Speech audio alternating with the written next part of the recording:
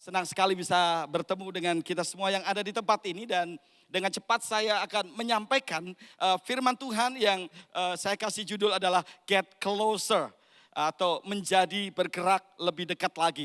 Berapa banyak di antara kita yang punya gadget yang namanya handphone? Punya semuanya? Berapa banyak yang punya media sosial, Facebook? Biasanya umurnya 50 tahun ke atas. Siapa yang punya Instagram? Oke. Siapa yang punya TikTok? Oke. Siapa yang semua punya media sosial?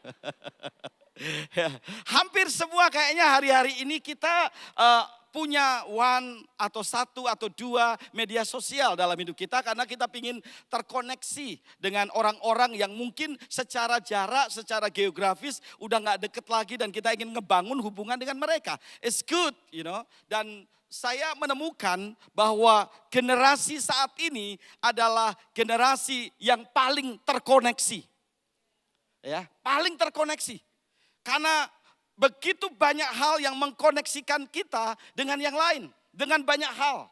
Baik itu informasi, baik orang maupun apapun kita bisa temukan saat ini ya. Bahkan hanya dengan ChatGPT, hanya dengan DeepSeek atau beberapa hal kita bisa nyiapin banyak hal di situ.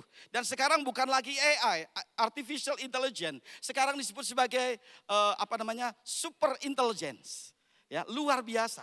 Pergerakan dan kemajuan teknologi yang inevitable, yang gak bisa ditolak itu yang sedang terjadi hari-hari ini. Dan yang menyedihkan justru adalah dengan begitu banyak informasi yang kita dapatkan, yang kita temukan dengan mudah tentang Tuhan. Sekali lagi, ada begitu banyak informasi yang mengkoneksikan kita tentang Tuhan, tetapi tidak jarang informasi itu tidak membawa kita mengalami hubungan dengan Tuhan. Ada perbedaan informasi dan koneksi tentang Tuhan dengan informasi dan koneksi dengan Tuhan. Ada begitu banyak Alkitab, terjemahannya begitu banyak sekali. Ada ribuan, jutaan khotbah yang kita bisa temukan, pengajaran yang kita bisa temukan. Tetapi seringkali itu tidak menjadi ukuran, are we connected close enough dengan Tuhan. Apakah kita terkoneksi dekat dengan Tuhan? Enggak jaminan saudara.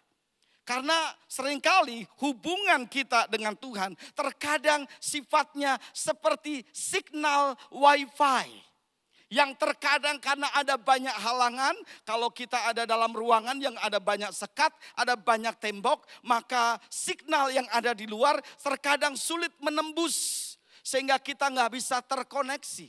Sama juga dengan kehidupan kita. Terkadang kita punya informasi banyak tentang Tuhan. Tetapi ada banyak tembok-tembok penghalang dalam kehidupan kita. Sehingga membuat kita, koneksi kita dengan Tuhan is not as close as it should be. Tidak sedekat yang seharusnya. Saudara yang dikasih oleh Tuhan, ada 4 benang, ada 4 tali yang saya ingin bagikan buat kita. 4 tali atau 4 benang ini kalau benar-benar kita pegang erat dalam hidup kita percayai, kita hidupi, maka benang atau tali itu yang akan membawa kita bukan hanya dekat dengan Tuhan, tetapi semakin hari semakin dekat dengan Tuhan. Yang pertama, tali yang pertama adalah know and understand he cannot get his eyes off you. Jadi Tuhan adalah Tuhan yang matanya selalu tertuju kepada saudara dan saya. Oh, haleluya, saudara mendengarkan saya? Mata Tuhan selalu tertuju kepada saudara. Amin. Apakah saudara tahu atau tidak? Apakah saudara menyadarinya atau tidak? Apakah saudara percaya atau tidak? Tapi Tuhanmu dan Tuhanku adalah Tuhan yang senantiasa melihat kepada saudara, memperhatikan saudara dan mengasihi saudara. Beberapa tahun yang lalu saya ingat ketika saya dengan tim melakukan perjalanan misi ke pedalaman Kalimantan. Kami nyampe di pedalaman Kalimantan itu mungkin sekitar jam 10 malam. Dan kami mulai ibadah, kami bawa genset, selesai ibadah itu sekitar 12:30 pagi. Bangkunya bukan seperti ini, ruang gerejanya nggak seperti ini. Gerejanya sangat sederhana, nggak ada listrik, nggak ada lampu. Kami bawa genset dan kemudian selesai khotbah. Kemudian saya lihat bapak pendetanya yang kalau pagi dia kerja di sawah, dia ambil karet itu ya. Panen karet, dia duduk di bangku kayu yang nggak ada sandarannya, bangkunya ukuran kecil dan dia menangis. Dia menangis. Kemudian saya deketi dia, Pak Pendeta, ada apa? Kenapa menangis? Dia berkata begini, Pak, saya berpikir Tuhan sudah lupa saya, Pak. 10 tahun lebih saya merintis di sini. Enggak ada pimpinan kami yang datang mengunjungi kami, Pak. Saya pikir Tuhan sudah lupa saya. Tetapi saudara tahu hari itu firman Tuhan adalah, aku sudah melukis wajahmu di tembok-tembakku dan menulis namamu di telapak tanganku. Tuhan tahu kondisinya, Tuhan tahu keadaannya, dan Tuhan mengasihi dia. Apakah saudara yakin saudara dikasihi oleh Tuhan? Amin.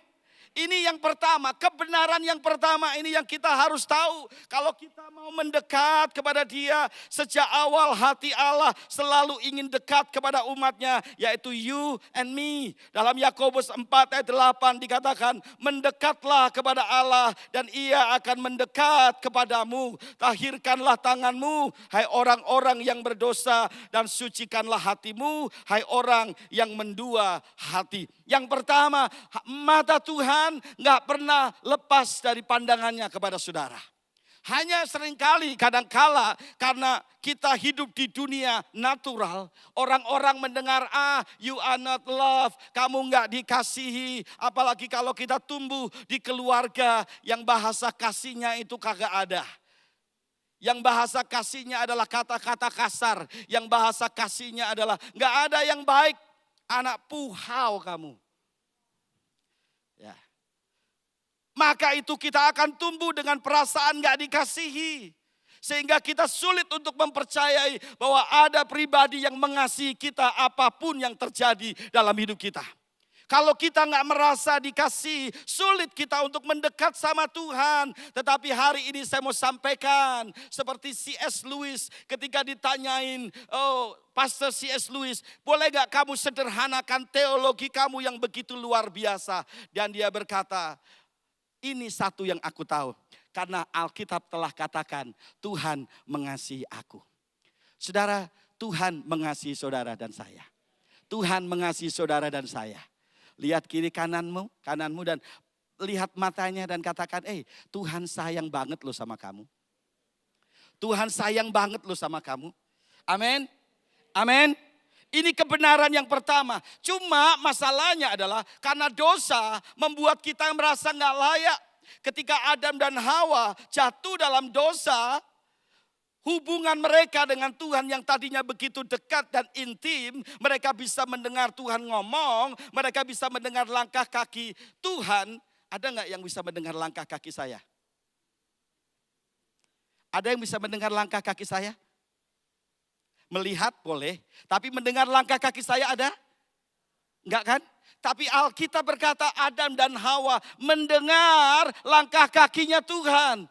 Itu sebuah hubungan yang begitu dekat, itu sebuah hubungan yang begitu intim dengan Tuhan. Tetapi ketika dosa masuk, mereka melanggar firman Tuhan, mereka harus dibuang oleh Tuhan. Mereka jauh dari hadapan Tuhan. Dan seringkali kita juga demikian. Kadang-kala kesalahan, dosa itu menjadi seperti beban, menjadi seperti belenggu, menjadi seperti setan yang menghantui kita terus menerus. Sehingga kita gak berani, malu mendekat sama Tuhan. The good news today, berita baik buat kita semua hari ini, saudara dikasih oleh Tuhan. Dan Tuhan ingin saudara mendekat kepada hatinya. Amin.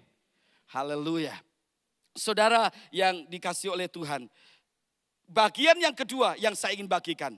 Know and understand whose voice you trust determine your closeness with Him.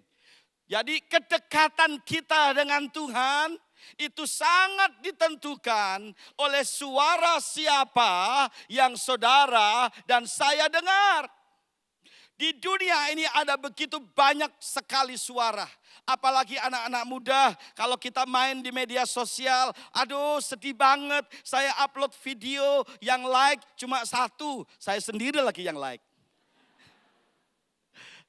Kok gak ada yang komen gitu ya. Sedih, hancur hati. Hei, apapun, siapapun ada yang like atau tidak. Tuhan udah jatuh cinta sama saudara. Makanya Yesaya berkata, I love you with everlasting love. Aku mengasihi kamu dengan kasih yang kekal. Dan aku akan melanjutkan kasih setiaku kepadamu. Jadi kalau kalian main media sosial, mau ada yang like atau tidak, it's okay. Mau ada yang follow atau tidak, it's okay. Itu tidak mendegradasi statusmu di mata Tuhan. Ini anak-anak muda harus tahu nih. Karena kalau sudah main media sosial, waduh banyak sekali yang aneh-aneh. Ya kan? Saya juga main media sosial, terkadang saya live TikTok juga. Dan yang aneh adalah anak-anak, teman-teman dari anak-anak saya suka ikut ketika live TikTok juga gitu. Anak-anak SMA, SMP suka ngikutin gitu ya. Dan ada bilang, Om terima kasih ya Om gitu ya. Terus ada yang kasih mawar. Saya berharap dapatnya ikan paus sebenarnya. Tapi baru dikasih mawar gitu ya. It's okay. Karena yang kita kejar bukan mawarnya gitu ya. Yang kita kejar adalah yang lain gitu. Ya, itu sangat menarik sekali Bapak Ibu sekalian. Jadi sekali lagi suara yang kita dengar sangat menentukan kedekatan kita dengan daripada Tuhan. Dalam Kejadian 3 ayat 5 dikatakan, perempuan itu melihat bahwa buah pohon itu baik untuk dimakan dan sedap kelihatannya. Ini perhatikan, kelihatannya. Jadi apa yang ditawarkan dunia itu kelihatannya baik, kelihatannya enak, kelihatannya bagus, tetapi itu hanya kelihatannya. Itu bukan the real one. Perhatikan selanjutnya. Lagi pula pohon itu menarik hati karena memberi pengertian. Lalu ia mengambil dari buahnya dan dimakannya dan diberikannya juga kepada suaminya yang bersama-sama dengan dia. Dan suaminya pun memakannya. Sangat menarik ketika ular itu datang berbicara, berkomunikasi dengan Hawa. Hawa menjauh dari komunitas yang bagus. Hawa menjauh dari komunitas dengan suaminya, dengan Tuhan. Dan dia mendekatkan dirinya kepada komunitas yang lain, yaitu ular.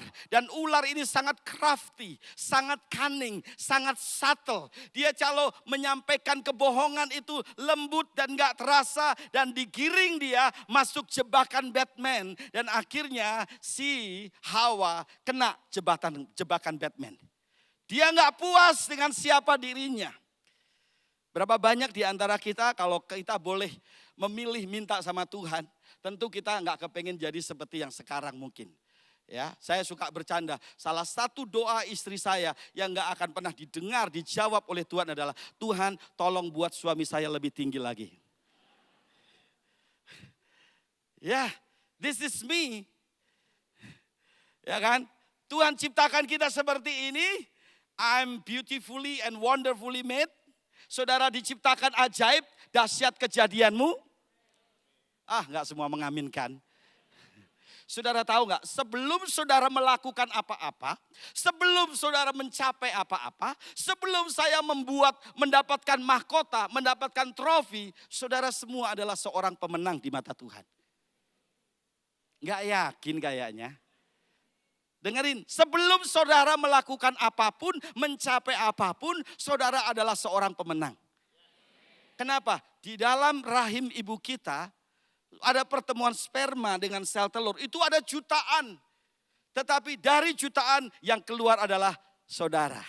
Saudara adalah pejuang yang tangguh, saudara adalah pemenang di hadapan Tuhan. Berikan kemuliaan bagi Tuhan. Jadi gak ada yang gak berharga.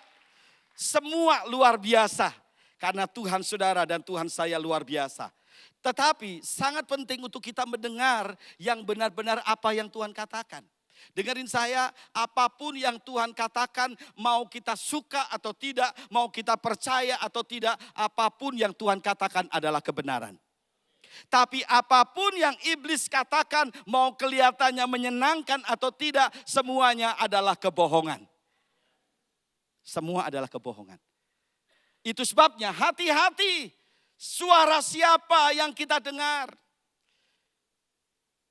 Kalau kita suka berkumpul dengan orang-orang yang toksik seperti ular. Ular ini makhluk paling toksik sedunia pertama.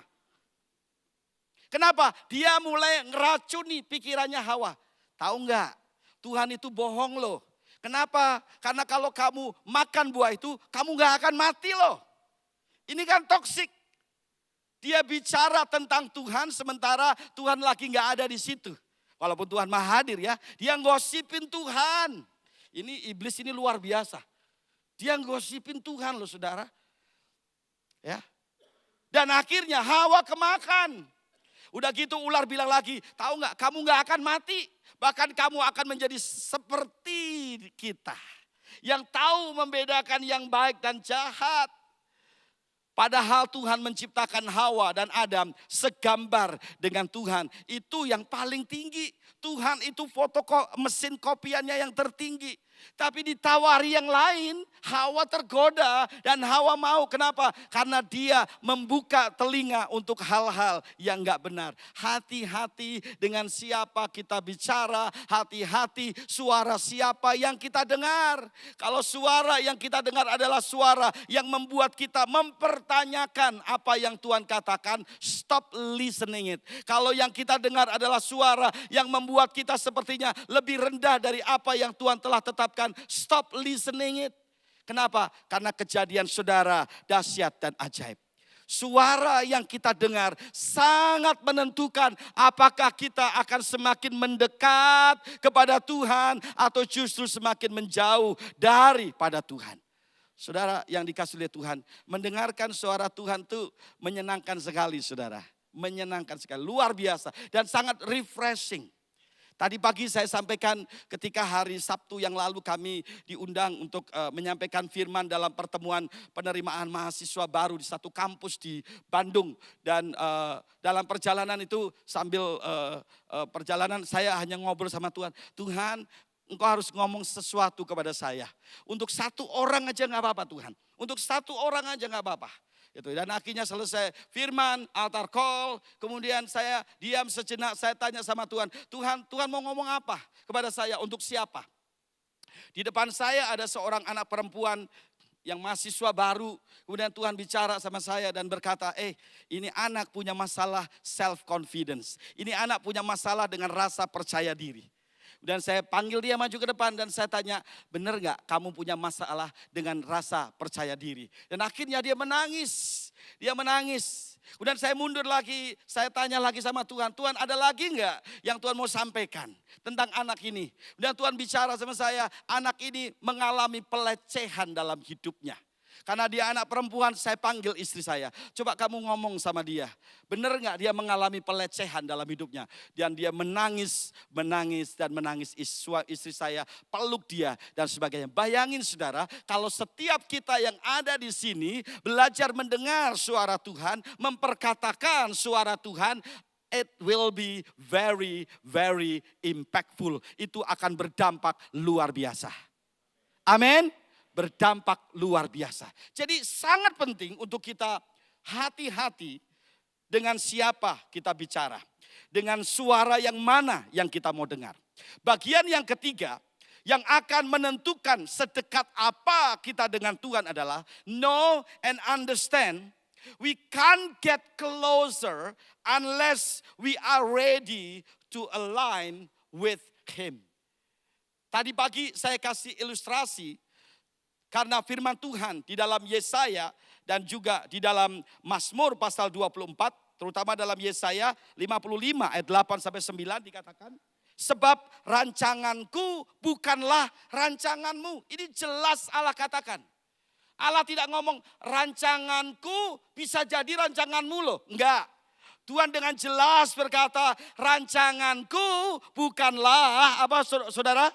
Bukanlah rancanganmu dan jalanmu bukanlah jalanku. Jadi dari awal Allah sudah dengan tegas mendeklarasikan dan menyatakan bahwa rancangan Tuhan, jalan Tuhan berbeda dengan rancangan kita dan jalan kita. Dengan kata lain, harus ada yang ngalah. Harus ada yang ngalah, yang mana yang mau diikuti dan yang mana yang mau mengikuti.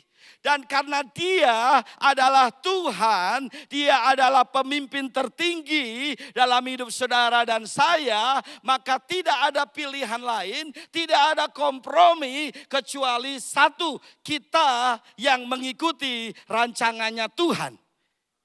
Kita yang mengikuti jalannya Tuhan.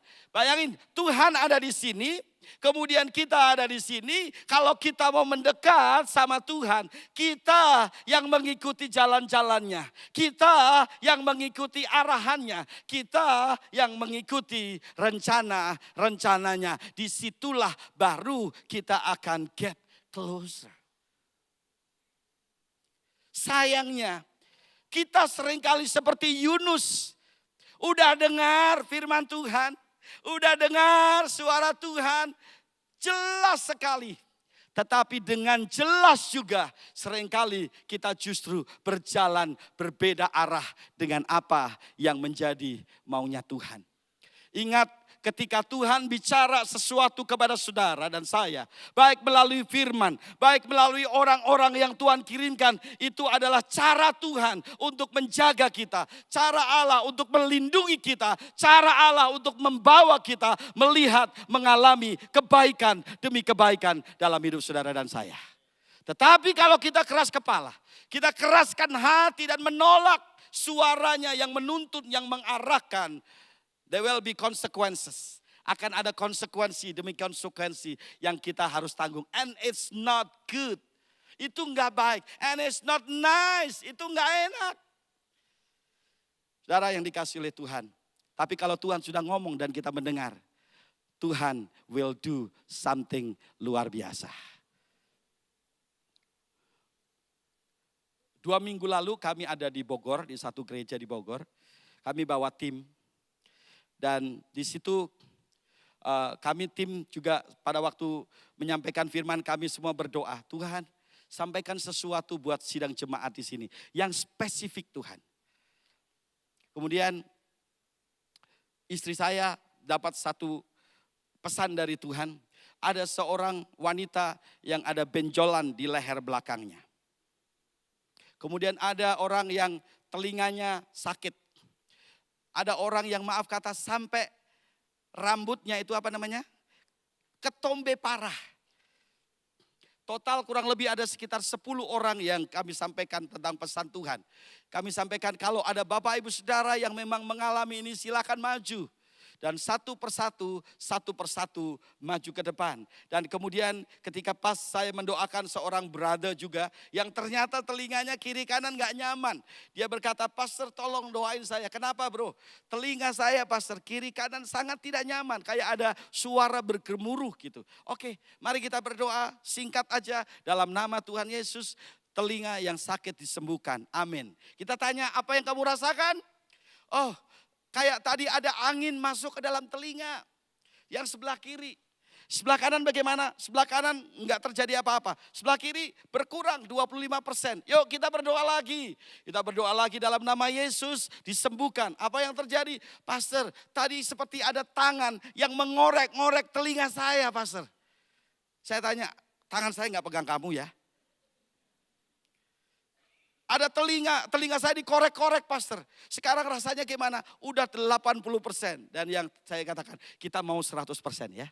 Kita enggak mau 80%. Kita berdoa dan akhirnya puji Tuhan telinganya totally heal. Kalau Tuhan sudah ngomong, percaya karena Tuhan mau melakukan sesuatu dalam hidup kita. Tuhan itu bukan Tuhan pengangguran. Saya lagi nganggur, kemudian aduh ngapain ya? Saya telepon Pastor Tony Ronaldo lah. Pastor Tony lagi ngapain nih? Dia lagi sibuk dari suaranya. Ada apa Pastor Yel? Enggak, hanya pengen telepon aja. No, Tuhan saudara dan saya bukan Tuhan yang lagi nganggur, gak tahu apa yang harus dia lakukan dan randomly dia call saudara. No, dia kalau mau ngomong, dia bicara karena ada sesuatu yang dia mau kerjakan. Dia mau nyatakan buat saudara dan saya. Haleluya. Saudara yang dikasihi oleh Tuhan, bagian yang terakhir. Ini menjadi benang atau tali keempat. Kalau kita menangkapnya, maka kita hari demi hari kita akan get closer dengan dia. Know and understand, we can get closer to him and not be moved by his heart. Kita nggak mungkin bisa mendekat sama Tuhan, tapi hati kita nggak digerakkan oleh isi hatinya Tuhan. Kita nggak mungkin dekat dengan begitu dekat dengan seseorang tanpa kita tahu isi hatinya. Saudara yang punya sahabat, pernah nggak saudara mengalami kita belum cerita apa-apa tentang hidup kita kepada dia, tiba-tiba dia bisa telepon dan bertanya something. Kenapa itu bisa terjadi? Satu roh, katanya begitu ya kan? Satu roh. Kenapa? Karena ada keintiman hubungan yang dekat. Saya ingat ketika beberapa tahun yang lalu, ketika kami sedang mau mengambil sebuah keputusan yang cukup besar dalam hidup kami. Kami berdoa dan kami bertanya sama Tuhan. Kemudian saya waktu itu lagi di luar, kemudian saya dihubungin oleh pendoa saya dan mentor saya yang ada di Singapura. Dan kemudian dia bertanya, "Hey, how are you Yoel? Gimana kabarmu?" "I'm fine." Kita sedang mendoakan sesuatu untuk memutuskan sesuatu dan ini saya mau kabarin. Dan dia berkata, I know. Karena Tuhan udah ngomong juga ke saya bahwa one day kamu akan pergi ke sini dengan inisial begini. Dan itu it blew our mind, saudara. Saudara, ketika kita ada kedekatan dengan seseorang, orang itu juga bisa bicara something very special dalam hidup saudara dan saya. Demikian juga ketika kita memiliki hubungan yang dekat sama Tuhan, gak mungkin kita gak punya hati untuk misi. Dengerin saya, kalau hati kita dekat sama Tuhan, gak mungkin kita gak punya hati untuk misi. Nggak mungkin kita nggak punya hati untuk jiwa-jiwa. Nggak mungkin kita nggak punya hati untuk menjangkau, merawat, mementori jiwa-jiwa. Karena hatinya Tuhan adalah untuk jiwa-jiwa. Amin. Makanya melihat anak-anak muda, melihat orang-orang yang punya hati. Tadi disampaikan oleh Pastor Verita, di tengah kesibukan kuliah, di tengah kesibukan sekolah, kerja, usaha, rumah tangga. Mereka masih bisa memberikan waktunya yang berharga untuk menjangkau, merawat, memuridkan jiwa-jiwa. Wow, angkat topi. Mari berikan tepuk tangan buat mereka. Kita gak bisa mengklaim, aku dekat loh sama Tuhan.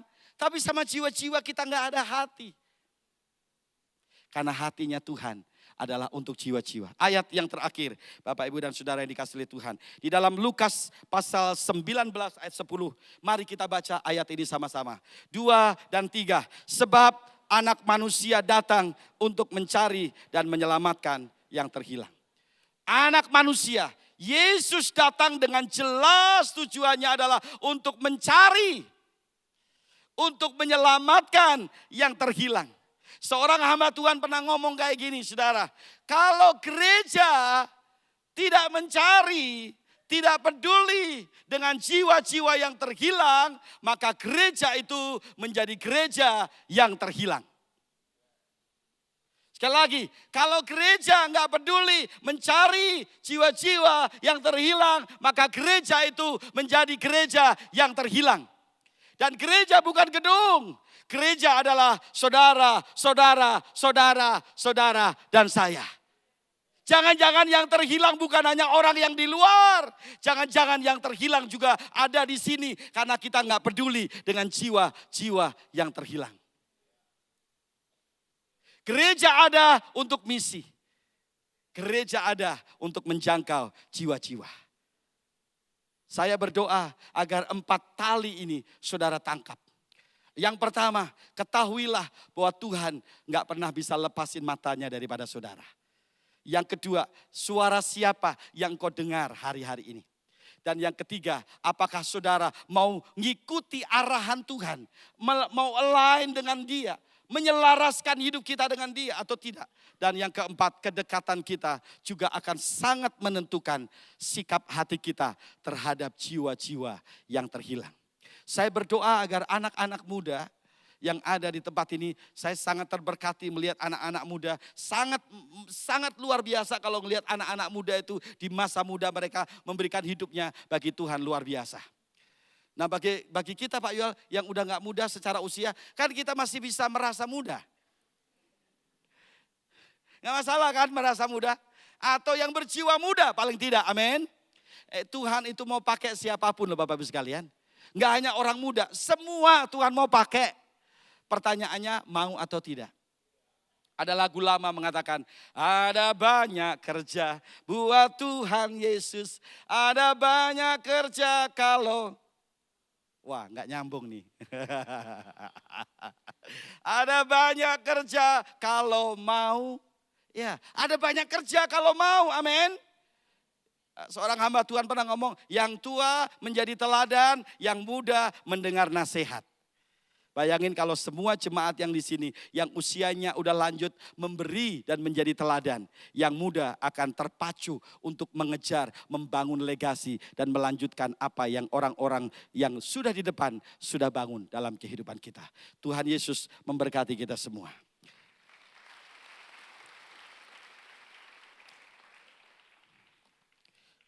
Mari kita tunduk kepala bersama. Haleluya.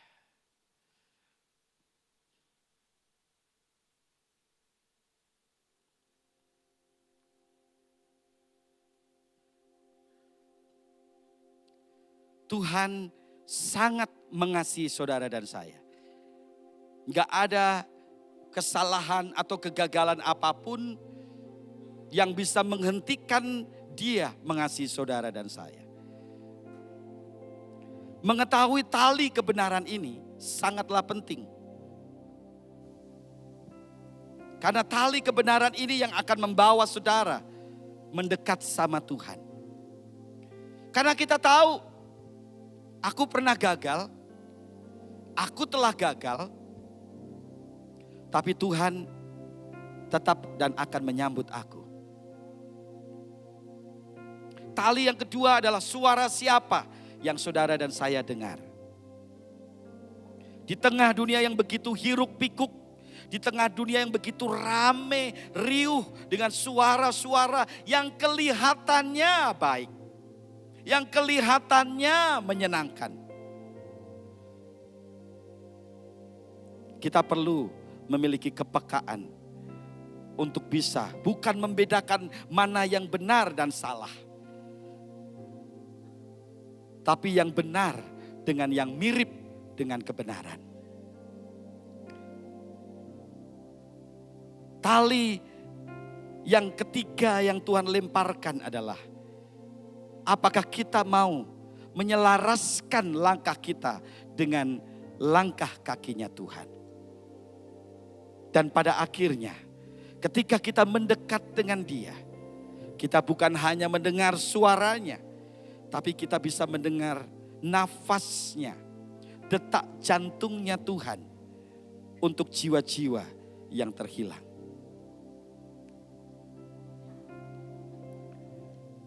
Kalau saudara mau berkata, Tuhan, bawa aku lebih dekat lagi kepadamu. Karena hanya di dalammu ada ketenangan, di dalammu ada kekuatan, di dalammu ada kedamaian.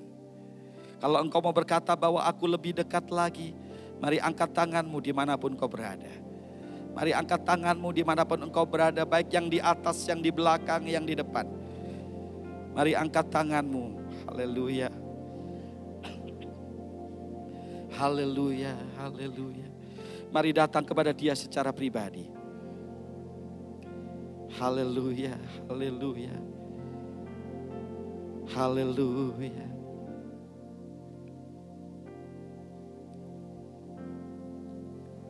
Dekat padamu, itu rinduku.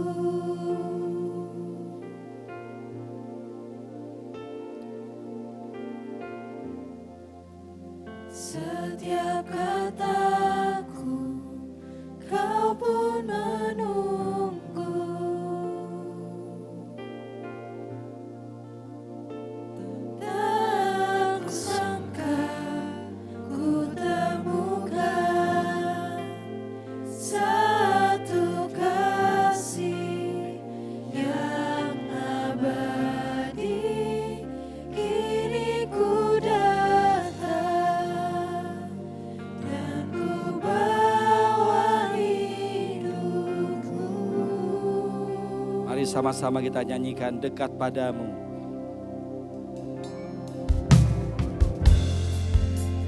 Dekat padamu, itu rinduku.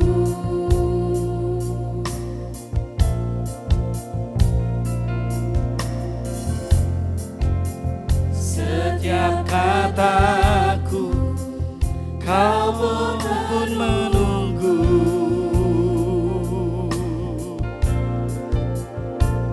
Tak kusangka ku temukan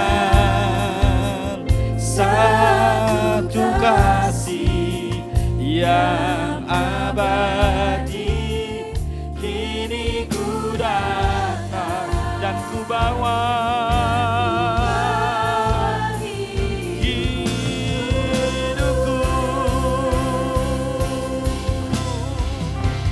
memandang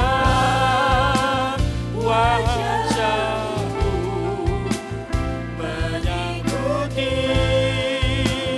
kebaikanmu, mengejar hadirmu dalam hidupku. Membawa serta menyatakan kebesaranmu. Amin, amin. Hadirmu. Mari bersama saya mengundang kita bangkit berdiri, katakan memandang wajahmu. Haleluya. Memandang. Haleluya. Yes Lord. Haleluya.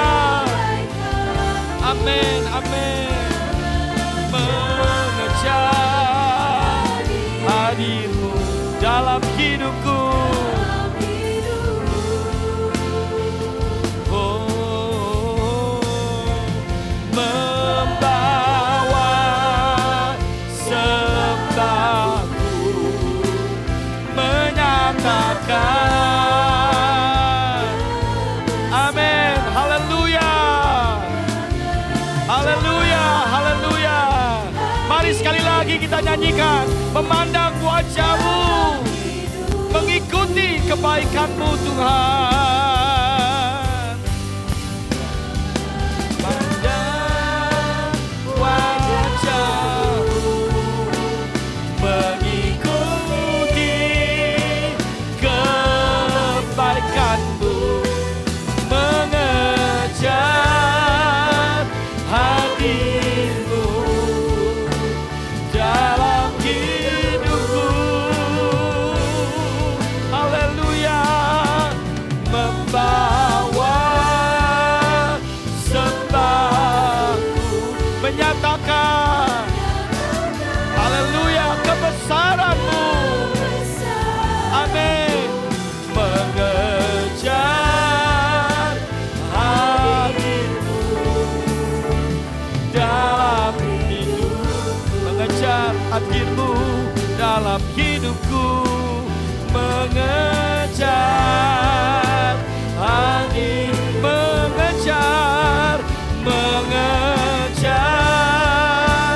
hadirmu dalam hidupku.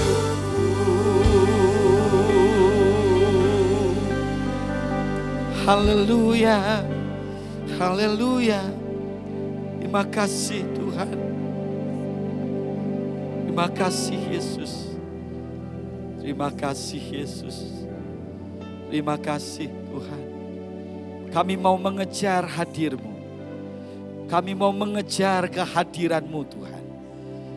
Terima kasih Tuhan, terima kasih Yesus. Kami mengucap syukur, kami berterima kasih. Tidak ada Tuhan yang seperti Engkau yang begitu mengasihi setiap kami Tuhan. Kami bersyukur punya Tuhan yang seperti Engkau di dalam hidup kami. Tuhan yang begitu ingin dekat dengan kami satu persatu, pribadi lepas pribadi. Karena Engkau mau berbicara kepada kami. Karena Engkau mau menyatakan rahasia yang berabad-abad, yang tersembunyi. Engkau mau beritakan, Engkau mau ungkapkan, Engkau mau nyatakan kepada kami yang mendekat kepada Engkau. Di dalam nama Tuhan Yesus, hamba-Mu berdoa buat setiap kami yang sudah mendengar kebenaran firman-Mu. Hamba-Mu berdoa kiranya Roh Kudus yang lembut akan terus berbicara kepada kami. Dan kami semua akan belajar untuk mendengar dan dengar-dengaran dengan apa yang Tuhan sedang dan akan katakan kepada kami. Karena perkataan-Mu adalah kuasa, perkataan-Mu adalah kehidupan, perkataan-Mu adalah kebaikan, perkataan-Mu adalah berkat yang luar biasa yang Allah mau berikan dan percayakan kepada kami. Terima kasih Tuhan, hamba-Mu berhenti bicara, tapi kami percaya Roh Kudus akan terus berbicara kepada setiap kami. In the name of Jesus, dalam nama Tuhan Yesus, haleluya. Sama-sama kita katakan. Sama-sama kita berikan kemuliaan bagi Tuhan. Amin. God bless and God bless you.